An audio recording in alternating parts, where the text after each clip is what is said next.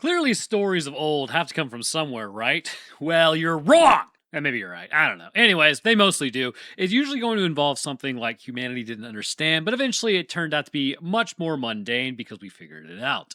In Silver Bullet, this may not really be reality, but that's sort of the thing with our species. It's magical and scary right up until we figure it out, and then it's really no big deal. We should have known it the whole time. Which brings us to today's topic. In a small town with a narrator that has a hilariously minuscule amount to do with the actual movie, but for some reason she has a speaking role, people start getting torn to shreds. As a posse is rounded up to deal with the issue, they are then ripped apart. Tragic. As then a drunk uncle builds what can only be a dirt bike engine attached to a wheelchair, drunk uncle being the thing to highlight here, a boy named Marty is tasked with going toe-to-toe with this monstrosity. So in today's episode, let's discuss why this creature is different from all the lore that we have on them, and really, why the Silver Bullet may not have really been necessary, as we then cover Silver Bullet.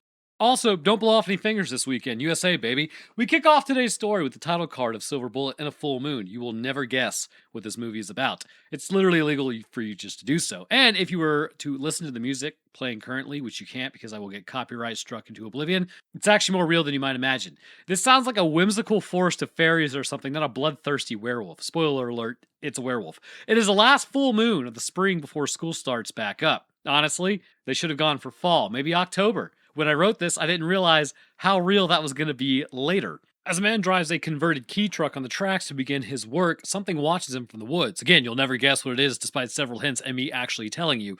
Digging in the dirt, he then spots a footprint as this dude just straight up gets decapitated as a wolf howls heard all throughout the town. Apparently him being the town drunk assumes he had passed out on the tracks, which is why he lost his head. Huh. It's a shame when it came to his drinking he wasn't more headstrong. Oh, brother, this guy stinks! As a disembodied voice talks to us about how they didn't have enough evidence to conclude that it was anything else. Yes, because trains separating your brain case from your meat suit definitely would follow the same line as a jagged wolf cut, not the haircut. Over in the town, we are in Tarker's Mill, a town where everyone cares for one another apparently, and then also cares about themselves. I have no idea why. The speaker is 15, and her brother is 11. As everyone files in to hear the Reverend speak, Marty is apparently a booger. Yes, his friend in the woods is grabbing snakes, which somehow makes Marty the booger. Also, as we will find out, Marty literally never does anything wrong. He's just actually a Chad, and his sister is a douche canoe. The Reverend keeps talking, jazzing everyone up about how cool their town is. As then Brady scares Jane, and I would have to bet money that her name was Katie here. It literally sounds like, I swear this dude said Katie, and they forgot to get the proper name. Anyways, as that concludes, Hot Wheels shows up in a heavily modified wheelchair. Like, I'm not even bashing him, that thing is tricked out. It'll be way better later. Also, I can't even begin to tell you how sick that truck is in the background. Now, I'm not a Dodge purist per se, but there was a time and a place when Mopar was actually pretty cool. I really hope my friend is watching this, which I know he's not, as the dude loves Mopar, and I keep telling him he was dropped on his head as a toddler. But this is not like a 1972 Dodge Power Wagon. It looks like it anyways, which came with a 225 slant 6 engine, well, not V6 engine, but 6-cylinder engine, which actually was quite durable and had a relatively good fuel economy back in the day. However, looking at the very likely 15-inch rims with thick tires, this bad boy, headcanon, says it was rocking a 440 V8, which was the largest block available, which would give it around 280 horsepower. Not insane, but back then, that's really all you needed. However, let's be real, it's a small town. It likely had a 318 V8, so probably like 150 to 175 horsepower. I'm partial to this era of truck because with larger tires and a moderate lift, this look is exactly how trucks are supposed to look. And then they created the electric Hellcat. What a world. I mean, electric has its purpose, but why the Hellcat? So as two people argue about a baby that apparently this woman's pregnant with, and this guy wants no part of it because, well, he's a tool. You know what? No, I'm breaking in here. If you get somebody pregnant, you need to raise your kid. That's it. There's no, oh, I'm too young, or, oh no, my wife is going to find out. You need to not be a tool and you need to raise your kid. So Jane has a nice cry in the bushes near this other woman crying, as Marty then rolls up and apparently scares her, causing her to fall in a puddle. Granted, I don't know how she was scared. It really doesn't seem like it was that big of a deal. But then Jane goes to grab a chair to help Marty get out of the car when they get back home, as she informs him his uncle is a chronic drunk. And then she just sort of bails on him. Okay, so later that night, he then goes into Jane's room, calling her Janie. Again, I was convinced her name was Katie for the first 10 minutes of this movie, giving her some money for a new pair of pantyhose. Also, this dude is just like a cool brother and actually cares about his sister. I don't know what Jane's problem is, but she needs to get over herself. Oh, I remember. He's apparently her cross to bear because she has to look after him. Yeah, welcome to having siblings. So, as we will come to find out, this dude mostly takes care of himself also. So, what is Jane complaining about? Like, he's just vibing most of the time. So, as a storm rolls in, the woman from earlier then lays out some pills for the week. And that's all she intends to do. Don't look any more into it. YouTube mods, there's nothing to see here. So, if something approaches the 80s lattice at her house, instead of crawling down it to, go hang out with your boyfriend or something, the werewolf crawls up it. Finding the will to live suddenly, she begins fighting with the werewolf as grandma comes up, lock and loaded brides of Christ, only to find that either her daughter and or granddaughter is donezo. But notice, it didn't go after grandma, so stay strapped or get clapped. Over at a super competent sheriff's office, he then tells someone to F off, professionalism. It was actually the feds he was telling that to, probably showing up in a 67 Impala soon enough, as over at the bar, everyone is drinking at 11 a.m., and that's why the whole town cares about one another. They all have embarrassing stories about everyone else. So as everyone keeps talking smack to one another, Bro then breaks out the Peacemaker Force Enhancer. As everyone then heads to school the next day, Marty drives his wheelchair home afterwards. Passing by the woman who got from last night, Marty then tells the girl to take it easy, as she says she's been hearing noises from the shack. She then kisses Marty, told you, Giga Chad confirmed, as her old man complains about him, which I mean, standardly, his daughter is kissing a boy, so it seems on brand. However, this dude is just hammered most of the time, as we will come to find out. Heading home, Marty is then running out of juice for his chair and then going to fill up. He then arrives at home. Is that Gary Busey? The drunk uncle? The drunkle? Listening to his story that he's telling, Marty then plays cards with Gare Bear over here as he tells his mom to let him finish the game at least. Taking Marty away, Gary says night as his mom then pulls him up to his stair chair. Heading up, Gary is quite troubled apparently. Divorce will do that, as his mom tells him not to drink around Marty. He completely deflects from that statement that is talking about his problems, as then he goes to just some random nonsense, which is what Gary Busey does in real life. Also, brother, the drinking is showing him how to give up, just as a heads up. Which, alright, it's advice time with Papa Roanoke, because in my advanced age, I'm actually acquiring wisdom from time to time. So in life, there are going to be hardships, whether you have experienced it already or you've just been lucky and not really had anything happen. They are coming back regardless. It is the way of things. So what do? Well, everyone has different methods on how to handle it. Some people go out party, maybe they go camping, go for a walk, lift weights, get in shape, hang out with whatever brand of human they're attracted to, eat junk food. Hopefully you're not drinking, but people do that. This sort of deal. So depending on the severity, give yourself, in your head, a good week to a week and a half of absolute wallowing. But the key is there needs to be a stop date on it. So after that week or week and a half, no matter what you need to do, you got to start returning back to normal life. Go to the gym, hang out with people, go sit in the sunlight, that sort of thing. Read a book, healthy things after you're done wallowing for that at max week and a half. But by doing that, that allows you to soothe the baser instincts of crawl in a hole and die. But then also afterwards, you keep moving because the bad times come for us all. But usually there are better times beyond that. You just got to outlast the bad stuff and then get to the better stuff. All right, moving on. So over at Marty's girlfriend's drunk dad's living room, say that 3 times fast, noises from the predictably lousy and loud and annoying greenhouse start back up again. So grabbing what I can only assume to be a 22, that won't do much on a larger animal, and given those woods, black bear's minimum.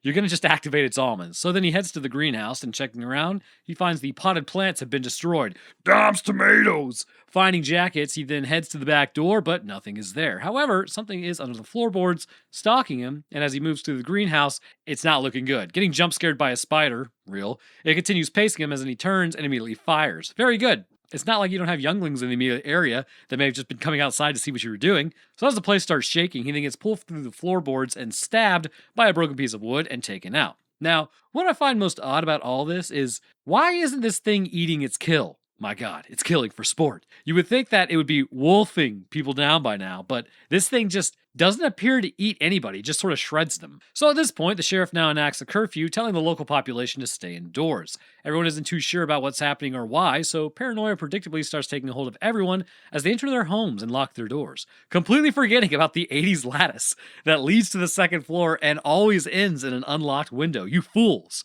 However, the critically injured youngling who was confined to a wheelchair is allowed to go roaming, along with the rest of these younglings, because everyone knows psychos who are taking out full-grown adults who are armed won't go after any of your kids.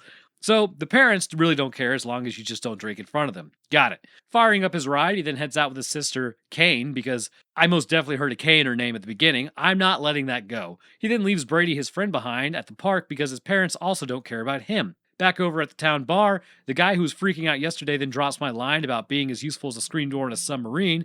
The deputy confronts him as one father comes in asking if anyone has seen his son Brady. You know, the guy he let stay out at a park when there was very clearly something ripping people limb from limb. So anyways, jumping over to that area, one of the deputies says a prayer finding the guy's son torn apart. Trying to hold back the dad, he then fails to do his task as the father takes a critical emotional hit. This is the third person, so surely at this point, y'all might think about keeping people indoors. So everyone is super sad as expected, as the Reverend then gives a speech, really bumming everybody out. And knowing Stephen King, I think it's the Reverend. I have no idea, as I haven't seen it yet, but I'm banking on it being him. He mentions the face of the beast always become known. Oh, I bet, buddy. Then loading up in the Boosty Mobile. That doesn't sound right. Marty then asks him what if it is some sort of monster taking people out? He laughs about that as then they head home, telling him it's not a monster, it is instead just a psycho. See, don't you feel all better now? Back at the bar, the hunters are getting together to take matters into their own hands. The sheriff then shows up saying he hasn't deputized anyone and that they need to just go home. Confronting him, telling him they are basically botching the whole investigation. They aren't going to go home at all, actually. Government always showing up to make things inefficient as possible? It can't be! Telling him he couldn't catch a cold, which is a classic, I'm gonna have to use that. The sheriff then tells him he's the law, and what they're doing is basically called private justice, or vigilantism. Not sure why he went with private justice. The dad in the background now tells the sheriff to shut up. The sheriff tells him he knows how upset he is, telling the sheriff to go to the cemetery, dig up his son, and explain to him what private justice is. The sheriff has now completely lost the room. I mean, realistically, it seems like you would be hunting an animal at this point. So my question is, why not? Why does just the cops have to be involved? I mean, if there's literally like a cougar and not the fun cougars at bars, but like, lion cougars like out in the world, well, I guess they are too, or like a bear or a crocodile capable of galloping, I don't know. Why not let people try to go hunt that thing? So the Reverend tries to stop people for some reason, saying it's a bad idea. Why? Because they're hunting you? The posse now enters the woods looking for whatever the issue is, as it's a full moon. Getting the quadrupeds to sniff around. Great Danes? Are they known as hunting dogs? Okay, so I'm back. I looked into this. In Germany, they were bred to hunt wild boar and large game. I'll be damned. Never knew that. So as everyone keeps looking, they break up into teams of two, walking through low-lying fog. One guy then steps in a wolf trap as he starts bleeding, and the other guy lets the trap reclose on his leg, further injuring him because he has weak little baby hands. Nice, bro. The other hunters form a line as they keep moving through, and then finding the fog machine, they immediately turn that off because it's making everything difficult to see. Hearing rustling, they decide to spread out in a skirmish line so that they can, trap it. There's only like 6 of them, so not really sure how effective that's going to be. Whatever they are assuming it is, this thing is literally tearing people apart, and then moving through waist-high fog now, very good. Hearing a growl, one guy says it's behind them, as then he says, no, it's under the fog. It's with us now. One guy then gets immediately velociraptored as the others get dragged in. So, do any of you want to run yet? No? Okay. Bro then breaks out the Peacemaker and smacks the werewolf a few times, as it now grabs the Violence Maker and smacks him. Back over at the church, we now have several burials, as everyone then kind of sings, swaying back and forth for some reason. Is this normal in Catholicism? I think it's Catholicism. It's Reverend, so I don't even know, actually. The Reverend then starts talking once more, as Brady's dad says, there is no comfort, only private justice. The Reverend keeps sweating. It's him! As then he talks, everyone begins changing into the werewolves. It's them! The lights then go out next as, well, this is clearly a dream sequence. And then he wakes up sweating some more. Over at the canceled gala fair, the fireworks are canceled too. Immediately, Jane starts making fun of Marty because he's bummed out. Like, all he says, oh man, the fireworks are canceled. And she's like, wow, Marty has to get whatever he wants. It's like, Jane, shut up. Like, are you serious, dog? All he said is that he's just sad it was canceled. This guy hasn't even done anything to you. So growing up, I had choice words for my brothers when they were being douche canoes. And let me tell you something. This gal would be catching some verbal heat. No shot. Telling her to back off, that's what her parents say. She says it's always her fault. Well, yeah, because you chose to be a turd in the punch bowl. This is your fault. So driving through town now, nobody is out unless it's in their own backyard, driveway, or they have a critical injury that has confined them to a wheelchair and they're just allowed to roam free. Marty now talks about Brady dying as Bussy Boy, which does not, it's Busey. Not Bussy. I got Bucky's messing with me. Busey Boy is working on something in the garage. Why he's lying like that, working on it, is beyond me. Telling Marty What this thing is responsible for is like killing his friend, driving his girlfriend out of town, and now canceling the fair. All three equal, apparently. But he has something that'll cheer him up. It's going to cover up your girlfriend breaking up with you and the murder of your best friend. It's a wheelchair that I converted into the silver bullet. This is the most drunk uncle idea I have ever seen in my life. The idea of a man that can only be explained by an impending divorce and imbibing way too much alcohol. Taking off of this monstrosity built by your drunk uncle, it's too powerful, and I feel like you need a license to drive it at this point because it's basically a motorcycle. Well, a trike, technically. The most unstable of all wheel arrangements, by the way. The flip-over rate of three-wheelers with one wheel up front is astronomical. So telling Marty he built it because he loves them, he needs to be careful, though. However, seems to me he can outrun a werewolf, so pretty sweet. Busey then wraps up and heads home as he takes off in the wheelchair. Well, Marty does.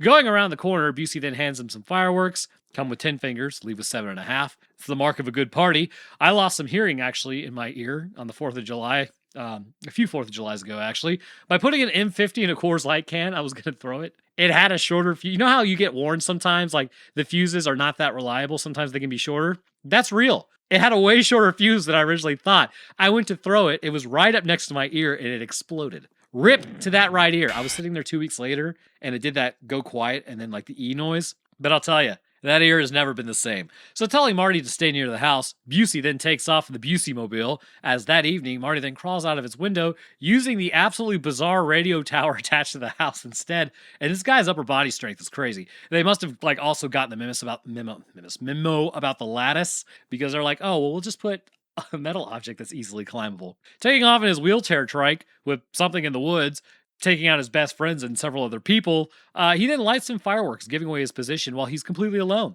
The werewolf is omnipresent, however, much like the creatures from A Quiet Place, as it immediately spots him. I'm telling you, this thing is the Reverend. Hearing the creature, Marty keeps launching rockets, and as it walks onto the bridge, Marty ain't trying to be dinner, as then he fires a rocket, hitting it in the eye. It has your scent, Marty, as then he takes off and crawls into bed, hiding. Calling the drunkle, he's hungover. He then tells him there's no such thing as werewolves, as a woman then asks him, like, well, who was that? Seems like you're just like a bar chick. Why do you care?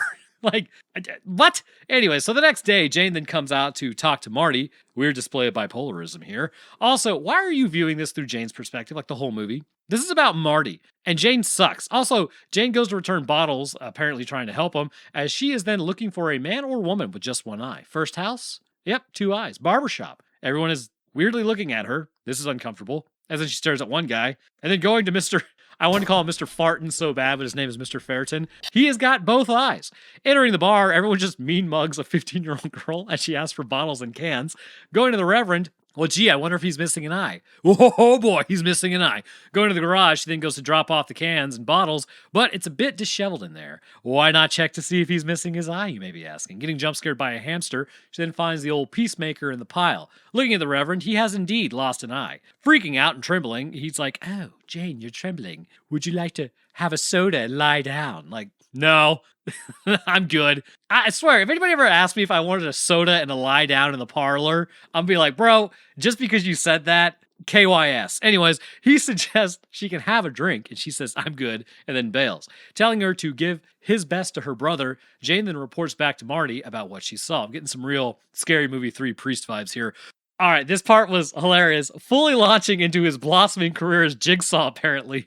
Marty pieces together a note for the good Reverend, telling him to end it all. Oh my God! Dropping it off for her brother, she then sends the note to the Reverend. I hope you got the address right, otherwise somebody's going to be on watch pretty soon. But right he did, as the Reverend looks pretty upset at getting a letter telling him to end it all. Telling the Buster, he then crashes out about it. He tells them all they had was a hallucination, much like what Gary Busey sees in the mirror every morning, according to Family Guy, as then they go and stake out the church. Loudly talking with him outside, surely he can't hear any of that. Over at the field, with clearly a killer still on the loose, everybody's still outside.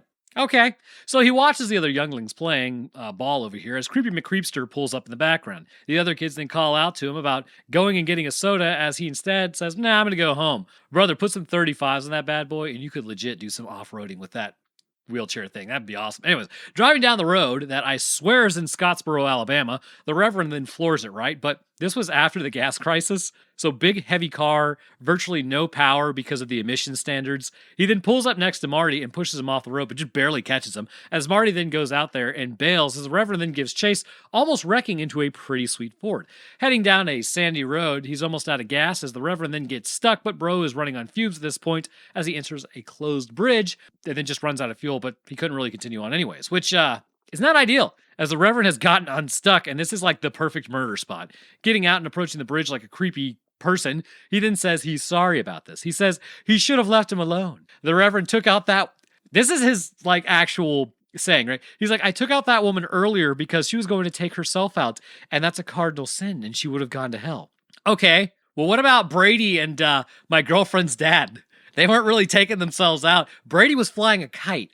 So seeing a random farmer, he then calls out to him. What he was doing out there at that point, that's well beyond me. But the Buster, after hearing this tale of wonder from Marty, says he would head to the sheriff and tell him about the Reverend. Looking at the damage to the bike, he then asks what color the Reverend's car is. As he's informed, it is that color of blue. Dropping by, he talks to him, but the sheriff then thinks he's crazy, but willing to check it out because it is a lead. Heading to the church, he then heads around the side to talk to the Reverend. Knocking on the door, but not getting an answer, he starts checking the windows, as then he heads back to the garage. Opening the door, he then finds the Reverend's car. Going to check it out to confirm the tale that he was told, he does find the damage on the front end with the red paint indicating that it was actually true. Going to examine the rest of the area, he then runs into the Reverend, just sort of chilling out in a dark garage. Pulling the force multiplier, he then backs up as the sheriff just smacks his hand and begins changing into the werewolf. Being smashed in the head with the peacemaker, the sheriff ain't looking so hot, and then he's just beaten to his end. Over at the park the next day, which, by the way, these may be days, these may be months, because we are about to just make a leap here. So Marty then tells his uncle to turn his necklace, which is a medallion of sorts, into a silver bullet. The drunkle says, it wasn't even a full moon yesterday, but the story may be that that's just all the time. So it's actually rather interesting. The full moon gives him more power depending on how full it is. So a new moon, I don't know, maybe his armpits get hairier or something. Going into the force multiplier story, then asks if the guy can make a silver bullet. The guy immediately knows he wants a silver bullet as he's able to mold one. Don't miss, you have just the one. Jane keeps talking despite how irrelevant she is to mostly any of the plot as just a voiceover. The owner then says, how about a werewolf as far as a target? It's him. Take him out. Okay, so now apparently the full moon just happens to be on Halloween, which is coming up. Like I said, this was happening in the summer. I think they made the silver bullet. It's like several months later. Taking off in the station wagon, the parents were lied to about winning like a publisher's clearinghouse. I know, retro. And then it was going to send them to New York, I guess. But everyone then goes to sleep that night because Halloween's over, I guess, as the drunkle tells everyone, all right, it's time to go to bed. As outside, the werewolf is waiting. Jane says she saw it as she freaks out. As Marty says, he was looking at Busey, so he actually didn't even see it. Pulling the force multiplier, he then looks out the window and sees a trick-or-treater and blows him away. No, he doesn't. Again, Busey doesn't see them anymore, so he's just like, oh, it's nothing. Don't worry about it. The power now gets cut as Busey's like, maybe it was a fuse. Like, bro, put the bullet back in the chamber is all I'm saying. I mean, at this point, I just get it loaded just in case, right? Hearing it's outside of the house, or in the house, really, Gare Bear then gets yeeted because it crashes through the walls. The force multiplier is then thrown and the bullet is lost. Yielding man's answer to the supernatural menace, a literal chair. For more information, see Spartan 092 Jerome. Literally take a chair to a flood combat form. Nothing more human than using an underusable tool in a way it was never designed. Hitting the werewolf, he then drops Jane as Drunkle's then yeeted once more. Marty loads that bad boy up as he blasts the Reverend in his other eye. Bro, why the eye? Stumbling back, he is met as in with the last shot of his face going back to sort of normal, but, his morphology is completely shifting to human like a deflating balloon. Yeah, that's going to be hard to explain to mom and dad. Getting back up because it's the 80s and you need one final scare. That's it, I suppose. Marty then says he doesn't think he can walk, which, yeah. Anyways, so as Jane and Marty hug it out, Jane says, I love you too, Marty, as the narrator, right? And then she says good night. Okay, but why? Again, Marty seemed like a pretty cool dude. You just seem like a turd in the punch bowl, man. Jane sucked. Anyhow, thus concludes Silver Bullet.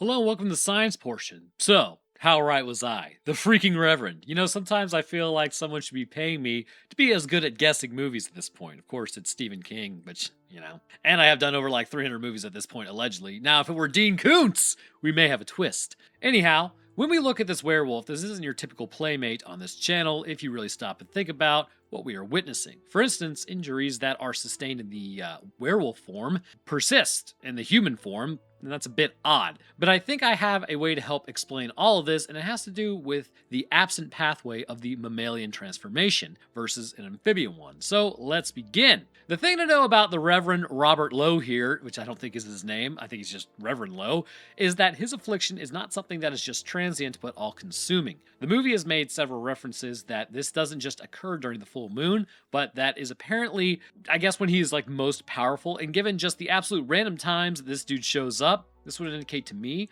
that this is not something that is standardly occurring during the full moon only. So what does that really look like then? First, I believe this is an inherited disorder and not one that was acquired from being bitten by a werewolf, mainly because of how it is able to afflict him at all points in time as long as the sun is down. This would mean that the good reverend here would have what could be considered dormant genes within his body. But these dormant genes are coding for a pathway that has long been lost in mammals. So that is going to be the first idea that we need to start setting up. According to the theory of evolution, everything came from everything else. There are simply splits that have happened that all relate to a common ancestor. What's interesting is, if you look at the mammalian hair, it actually kind of looks a lot like the scales of a reptile, just grown outwards instead of lying flat on the body as armor. Anyhow, prior to this, there were fish that would be in the ocean that would then drag themselves up on shores to escape predators. These are known as lungfish. Their internal organs were changing just as much as their external structures as their fins became stronger to allow themselves to drag their bodies inland, while predators in the water could not reach them. And given there were no predators up on land at this point in time, it's basically a cheat code for survival in that era. This would not last. Now, over time, these fish would have to return back to the water or risk drying out and then dying. And this presented an issue for them. The ones that had returned too soon could still be eaten by maybe a waiting predator. Those that would stay on land longer were able to reproduce as they were not eaten by the waiting predator, as they already ate their friends.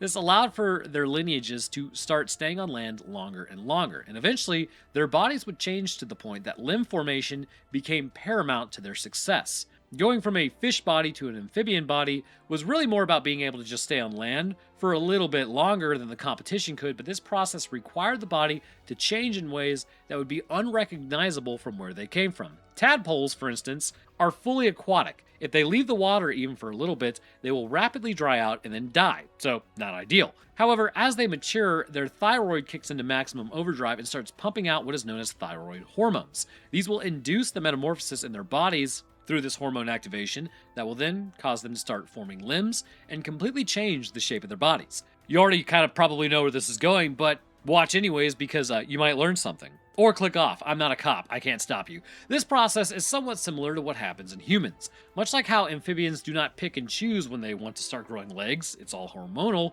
it's like puberty in our species. We get taller, hairier, our armpits stink. Our bodies change through this process into adulthood as we become adults. Now, this is not the exact same as the amphibian metamorphosis, I guess you could say, but it's just to highlight that all of this is completely outside of the conscious control of our brains as far as our bodies changing. However, because of the theory of evolution, the connection from amphibian to mammal is still present. It's just distantly connected, which is where the Reverend comes in. For this idea to work, a form of mammalian metamorphosis must be present in humans afflicted with this ailment, because I would definitely call it an ailment. But realistically, what this would require is something, and I'm going to sound like, oh, if you just become a billionaire, then you'll never be poor sort of thing, but it would require something as simple as specific genes being present, probably in larger amounts, and then the responsiveness to the thyroid hormone kicking off this process. Again, it's mammalian metamorphosis. But I can prove that this is genetic also, for the most part, rather than just some supernatural event based on what we are seeing, the damages that are incurred. So realistically, when they discuss a werewolf,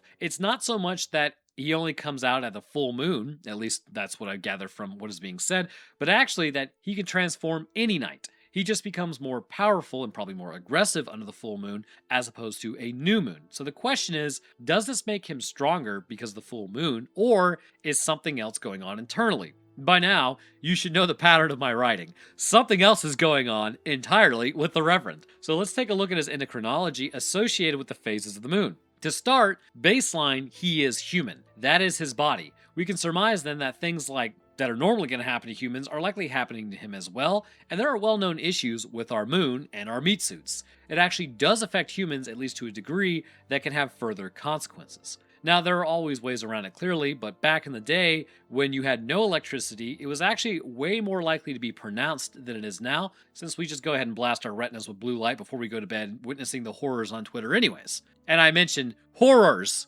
Horrors! Just want to make sure you heard that. Anyways, as the moon increases in luminosity, a study was done in 2013 that ultimately concluded, as you may have guessed, that melatonin requires darkness in order to build up properly. When the sun goes down on my side of town and that lonesome feeling comes to my door, it's a werewolf. So I just go to bed, and as should you. However, as it rises in the night, it can be tripped up if a full moon is actually out. Imagine for a second that you are present in the 1400s, living in a straw hut because you're also a peasant in central Germany. Sounds pretty fun, doesn't it? No, it doesn't. Well, you've been working all day, and now the full moon is out on a cloudless night. So it's so bright, you are basically just casting shadows everywhere. You go to bed without anything covering your windows, and your room is actually bright enough to see in, and when you close your eyes, you can still see the moonlight. This is the reality of a full moon at night. It's pretty bright, and this can naturally lower melatonin levels. Another study in 2021 found that people also tend to sleep later than they normally do the next day due to sleeping less in the night before a full moon actually happens. Now, what consequences are there? I'm not saying Reverend is chronically sleep deprived by any stretch of the imagination, but what I will say is that his melatonin levels would likely drop, much like any other humans. Inversely, then his cortisol levels would rise. And cortisol is known as the stress hormone of the body, and this can induce nightmares, which we have seen him have, which then causes even more difficulty sleeping. If the moon and his genetic hypothesis is to be believed, then it would be heavily affecting his endocrine system, which creates these oscillations. So what would this realistically do? Well, given his genes are already in his body in order to transform, as I believe they are inherited, this indicates to me that as he enters this oscillation, it becomes like steadily more and more out of control, following what is likely a sine wave of control that would be appearing monthly. I believe it would look like this. The new moon causes, or allows you to have higher melatonin, so stronger human inhibition is going to be present, so transformation is possible, but it's very, very likely controlled. The crescent moon would cause mild hormonal disturbances, irritability, intrusive predatory urges may begin to arise, as does aggression, meaning that when he does transform, it's possible he's still in control, but it's going to start getting a little bit more difficult to manage. At the half moon, sleep disruption increases. Cortisol and adrenal activity would begin to rise, and the transformation threshold would be even lower now, meaning he's probably definitely transforming at this point. The gibbous moon further reduces inhibition, heightened aggression levels, and then this makes it even easier for him to physically change. When then we move to the full moon, melatonin suppression is fairly high, sleep fragmentation, adrenal activation, androgen sensitivity, maximum lycanthropic expression is very likely to take place now, meaning he is at maximum power. You're not dealing with the average werewolf warrior anymore. But how, I can hear you asking? Well, again, it all goes back to the metamorphosis pathway, which we will talk about him melting away, so to speak, here in a moment. But when the hormone expression begins to change towards the steroid hormones, as they are called, like cortisol, his gene expression will physically change. It is stated in the lore of werewolves in general that naturally, and I know this is kind of bizarre, but they actually have a higher sex appeal than usual. What? Don't make it weird. The question, at least concerning male werewolves, is why. I don't know if female werewolves are hot. I've never seen one, but it's very... This is getting, oh God, this is not good. This is trending into furry territory, but it's very likely that the sex appeal is not really sex appeal at all, but that they are displaying higher levels of testosterone naturally due to their affliction, which has consequences. If this is the case, more confidence would be displayed. Higher muscle volume would naturally follow due to higher levels of testosterone. A more forward stance associated with reproduction would also be present, backed by the aforementioned confidence to do so. People naturally respond to these behaviors as the whole dance of mate selection comes into play that is natural with humans because we love reproducing. Don't let anybody tell you any different. I mean, some people, yeah, maybe they don't, but most people love reproduction. And they love the act of reproduction. And with werewolves, having those higher levels basically makes them a jock amongst dorks, with the dorks being humans because of these just naturally higher levels of testosterone that werewolves have. This higher level can also cause other issues, though. Now, the benefits are going to be things like muscle hypertrophy, bone density, neural calmness, at least for the most part,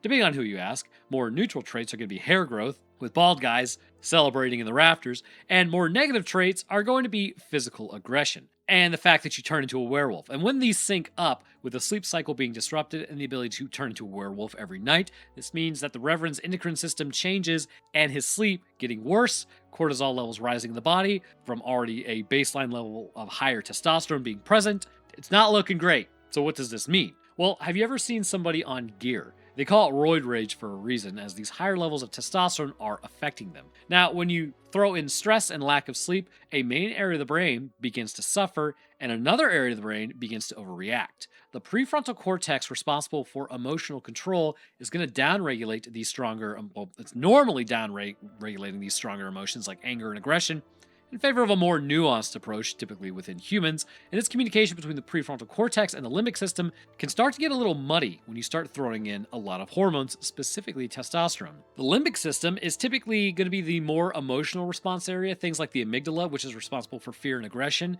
become more active. We see evidence for this with nightmares, actually. In fact, have you ever had sleep paralysis dreams before? You ever wonder why it's so scary? Well, it's not just because you can't move. Your amygdala has actually never gotten the memo to chill out at this point and that you actually woke up. So it's more active and it believes that you're still dreaming. Because of that, it's well known that the amygdala is more active during dream states. So terrifying hallucinations pop up continually because it's just operating louder than normal, which is not usually the waking MO of it. So here we have a brain dealing with all of these issues with emotional control going out the window based on which phase of the moon is currently happening. When it's a new moon, the Reverend is more likely to be emotionally controlled, so he transforms, but he may just stick close to the garage that he's been hanging out at earlier. However, as the moon gets brighter, he has less control over his werewolf form, as he will then exit the garage and seek out others in which to tear apart in a werewolf rage. Now, how does this process actually take place, since we have sort of just set up the baseline as to why it's happening in the first place?